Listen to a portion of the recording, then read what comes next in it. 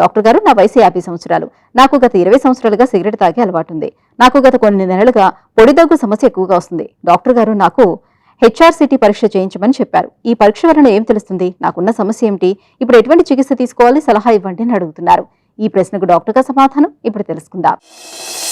మీరు ఏదైతే దీర్ఘకాలికంగా స్మోకింగ్ చేస్తున్నారో, మీకు ఇప్పుడు ఏదైతే ఇబ్బంది పడుతున్నారో ఆ పొడి దగ్గు దానికి సంబంధించిందేనండి. కానీ ఇప్పుడు ఆ పొడి దగ్గు దేని వల్ల అయినా రావచ్చు. అంటే క్రానిక్ బ్రాంకైటిస్ వల్ల రావచ్చు, లేదంటే అలర్జిక్ బ్రాంకైటిస్ వల్ల రావచ్చు, లేదంటే లంగ్లో ఏదైనా ఇన్ఫెక్షన్ ఉన్నా రావచ్చు, లేదంటే వేరే ఇతర కారణాల వల్ల లంగ్ డ్యామేజ్ అయినా కానీ రావచ్చు అనమాట. సో అందుకనే ముఖ్యంగా ఏంటంటే మనం సింపుల్గా చిన్నది ఎక్స్రే అడుగుతాము. ఎక్స్రే ఏదన్నా డౌట్ఫుల్గా ఉండి ప్రాపర్గా మనకి క్లియర్గా అర్థం కావట్లేదు అన్నప్పుడు ఏంటంటే సిటీ స్కాన్ అడగడం జరుగుతుంది అనమాట. సిటీ స్కాన్ అనేది ఏంటంటే మనం లంగ్స్ని చిన్న మైక్రోస్కోప్లో పెట్టి మొత్తం విజువలైజ్ చేయడానికి అనమాట. ఏదైనా చిన్న ప్రాబ్లం ఉన్నా కానీ మనం తెలుసుకునేదానికి.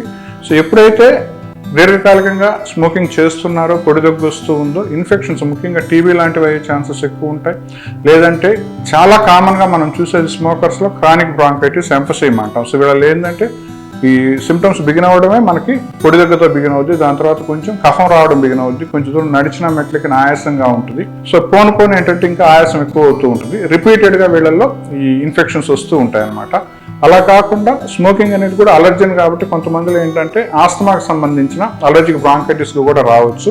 వాళ్ళల్లో ఏంటంటే ఆ స్మోకింగ్ చేసినప్పుడల్లా వాతావరణంలో మార్పులు వచ్చినప్పుడల్లా తుమ్ములు రావడం, జలుబు రావడం, ఛాతి బిగువుగా అనిపించడం, సో ఆయాస పడిపోతూ ఉండడం, కొంచెం దూరం నడిచినా మెట్లెక్కినా విపరీతంగా గస రావడం మనం చూస్తూ ఉంటాం.